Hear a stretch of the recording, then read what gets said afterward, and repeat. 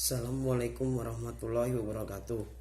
Nama saya Meji Mandala Saputra dari Prodi Agribisnis kelas B.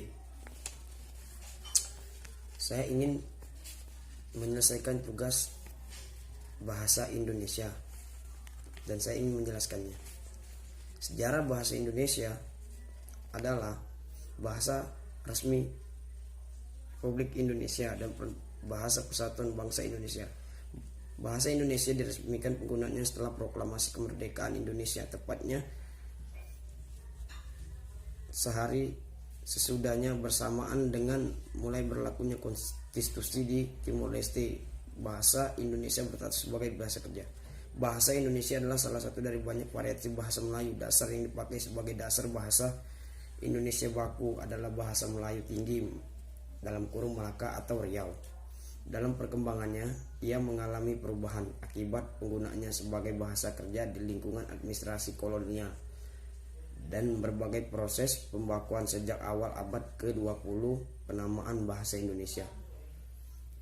Diawali sejak dirancangnya Sumpah Pemuda pada 28 Oktober 1928 menghindari kesan imperialisme bahasa apabila nama bahasa Melayu tetap digunakan. Proses ini menyebabkan berbedanya bahasa Indonesia saat dan variasi bahasa Melayu yang digunakan Riau dan Kepulauan maupun Semenanjung Malaya. Hingga saat ini bahasa Indonesia merupakan bahasa yang hidup yang terus menghasilkan kata-kata baru baik melalui penciptaan maupun penyerapan dari bahasa daerah dan bahasa asing. Meskipun dipahami dan dituturkan oleh lebih dari 90% warga Indonesia, bahasa Indonesia bukanlah bahasa ibu bagi kebanyakan penuturannya. Sebagai besar warga Indonesia menggunakan salah satu dari 748 bahasa yang ada di Indonesia sebagai ibu. Istilah bahasa Indonesia paling umum dikaitkan dengan bahasa baku yang digunakan dalam situasi formal. Ragam bahasa baku tersebut berhubungan diglosik dengan bentuk-bentuk bahasa Melayu vernakular yang digunakan sebagai pengganti komunikasi sehari-hari. Artinya penuturan bahasa Indonesia kerap kali menggunakan versi sehari-hari, koloknya dan atau mencampurkan dengan dialek Melayu lainnya atau bahasa ibunya. Meskipun demikian, bahasa Indonesia digunakan sangat luas di perguruan di media massa, perangkat lunak, surat menyurat resmi dan berbagai forum publik lainnya, sehingga dapatlah dikatakan bahwa bahasa Indonesia digunakan oleh semua warga Indonesia. Fonologi dan tata bahasa Indonesia dianggap relatif mudah. Menurut sebagian peneliti, dasar-dasar yang penting untuk komunikasi dasar dapat belajar hanya dalam kurun waktu beberapa minggu.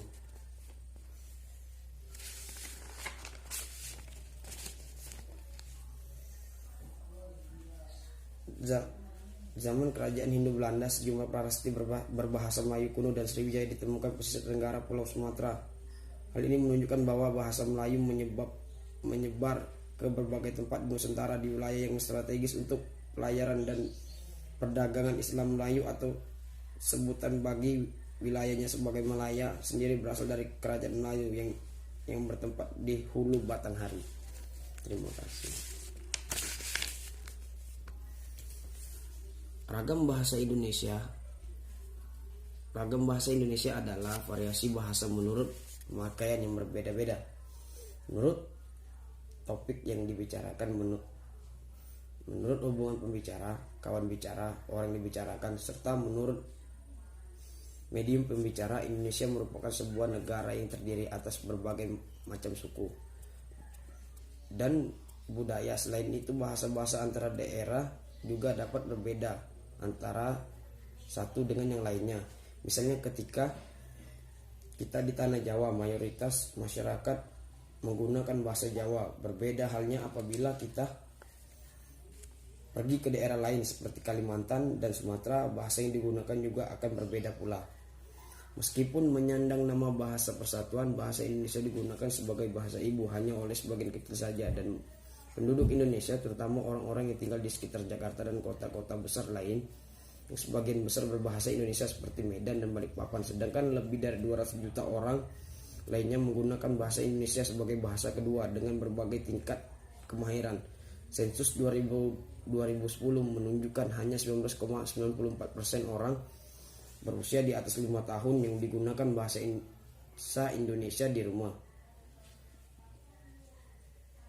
Digunakan yang memiliki lebih dari 700 bahasa daerah dan beragam kelompok suku. Bahasa Indonesia memainkan peran penting dalam mempersatukan keberagaman budaya di seluruh Indonesia.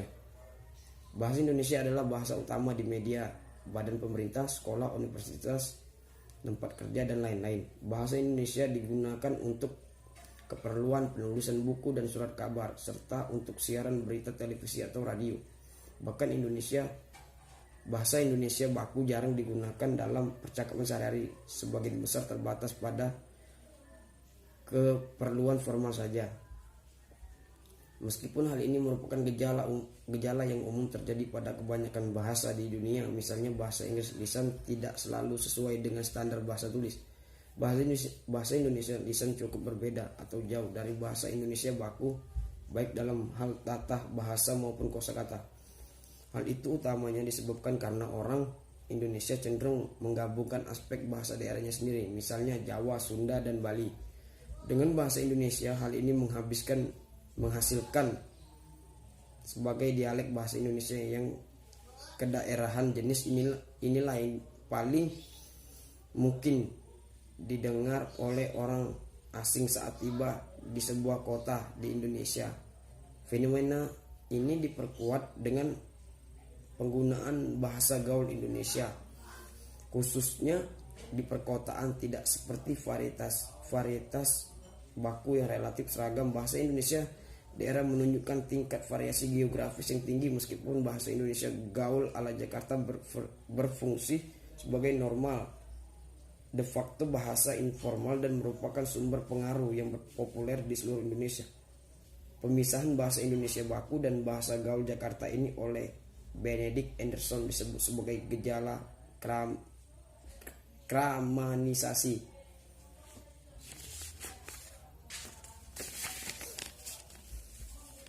Pengertian tanda baca. Tanda baca adalah simbol yang berperan untuk menunjukkan struktur dan tata kata suatu tulisan dan berfungsi untuk mengatur intonasi serta jeda ketika membaca sebuah kalimat.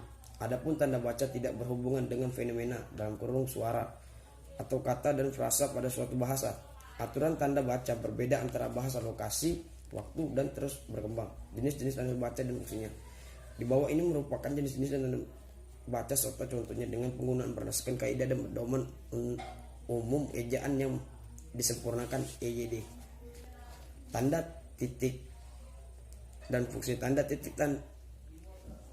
titik terdiri dari sebuah tanda titik kecil yang ditempatkan di akhir sebuah kalimat atau karya tulis. Fungsi tanda baca ini adalah sebagai penutup dan sebuah kalimat.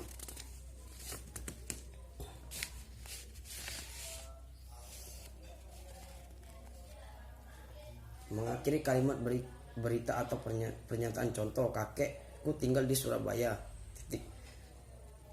Ayah sedang mencuci mobil di garasi. Rumah itu ternyata berhantu. Tanda koma dan fungsinya. Tanda koma ini berfungsi untuk memisahkan beberapa bagian dari suatu kalimat, sama seperti tanda titik. Koma juga bisa difungsikan untuk penulisan gelar, singkatan, dan juga angka-angka tertentu. Memisahkan kalimat setara. Contoh, kami sebenarnya ingin datang, koma, tapi hujan pagi tadi sangat deras. Dia bukan kakakku, koma, melainkan adik pamanku. Tanda seru dan fungsi. Tanda baca seru adalah tanda baca yang berfungsi sebagai penutup dan penegas dalam kalimat perintah dan juga kalimat seruan yang menggambarkan ketidakpercayaan, kesungguhan, atau rasa emosi. Contoh, wow, indah sekali pantai ini. Stop, tanda seru. Jangan kesana lagi, tanda seru. Saya tidak ingin melihatmu lagi, pergi kau dari hadapanku. Di tanda pangsa, tanda tanya dan fungsi. Tanda tanya fungsi untuk mengakhiri kalimat tanya, sedangkan penggunaan tanda tanya di dalam kurung menandakan bahwa pertanyaan yang mendahulunya disangsikan atau belum terbukti kebenarannya. Contoh, kapan kamu ke ayahku? Apa kamu bilang? Tanda tanya. Pak Haji memelihara tuyul, tanda tanya. Tanda titik koma dan fungsi. Tanda titik koma berfungsi untuk memisahkan kalimat yang sejenis setara dan juga sebagai pengganti tata penghubung untuk memisahkan kalimat yang setara dalam kalimat majemuk. Contoh, sudah larut malam, Ilham belum juga pulang. Kakek sedang memanen jagung di kebun. Nenek sibuk memarut kelapa. Kakak mencari tebu. Tanda titik dua dan fungsi. Tanda baca ini adalah tanda baca yang berfungsi sebagai penutup suatu kalimat yang kemudian akan diikuti oleh sejumlah perincian dari kalimat tersebut. Pada kata atau mungkin yang memerlukan pemberian A. Ketua, tanda titik 2 Muknifar Ilham, Wakil Ketua titik 2 Ahmad Jailani.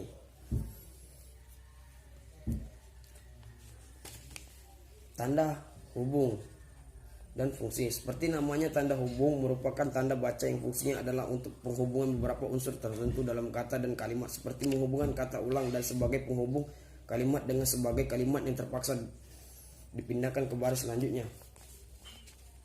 Menulis kata ulang. Contoh, buah mangga podang yang telah matang itu warnanya kemerah-merahan. Anak-anak sedang bermain bola di lapangan. Tanda petik dan fungsi. Tanda petik adalah tanda petik berfungsi untuk menandai pernyataan langsung dalam suatu kalimat langsung atau juga pada bagian percakapan dalam suatu naskah drama.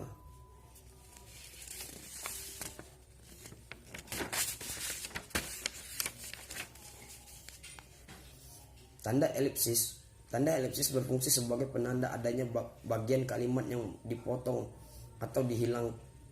Tanda baca ini juga dapat digunakan untuk menandai bagian yang tidak selesai dalam suatu naskah drama dan dialog. Contoh, kekasihku titik sebagai engkau selalu dalam lindungan Tuhan titik. Elipsis, tanda elipsis. Rupanya kau ini polisi yang menyamar titik. Terima kasih. Wassalamualaikum warahmatullahi wabarakatuh.